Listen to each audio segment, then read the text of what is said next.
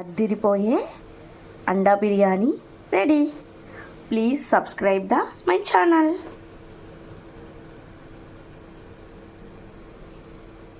అండా కీమా బిర్యానీ చేసుకోవడానికి స్టవ్ పై కడాయి పెట్టుకుని కొంచెం నెయ్యి అలాగే కొంచెం ఆయిల్ కూడా వేసుకుని ఆయిల్ హీట్ అయిన తర్వాత ఉల్లిపాయ ముక్కలు వేసుకోవాలి. రాళ్ళుప్పు, కొద్దిగా పసుపు కూడా అల్లం వెల్లుల్లి పేస్ట్ కూడా వేసుకుని మగ్గించుకోవాలి. 3 ఎగ్స్ని కూడా వేసుకుని బాగా కలిపేసుకుందాం. 1 టేబుల్ స్పూన్ కారం, 1 టేబుల్ స్పూన్ గరం మసాలా వేసి బాగా కలిపేసుకోవాలి. పచ్చిమిరపకాయలు, క్యాప్సికమ్, క్యారెట్, టమాటా కూడా వేసేసుకుని బాగా కలిపేసుకుందాం.